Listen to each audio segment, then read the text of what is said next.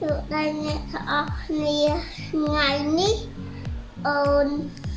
rồi ăn sọc khô cho mùi ra ăn đạm ăn sọc khô cứ lên ô thì ní sẽ ra mùi trong nuốn ô trong lên ô trong tập thằng ốc nè thả phát chi xả e khổ e kia khổ ít khi khổ ít khi khổ ức khứ khổ ức khứ khổ ức khu khổ ức khu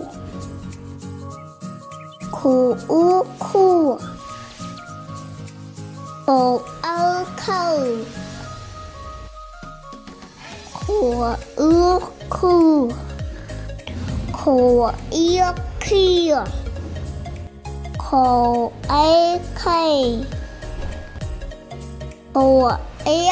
kia khổ ức kia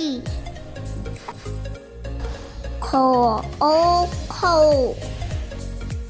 khổ ức khổ khổ ống không khổ ống không khổ én khen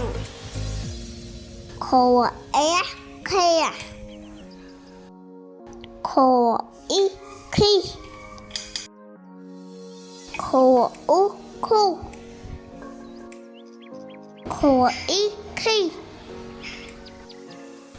khổ ú khu rồi ở đây rồi mấy con hay chơi chặt chẹp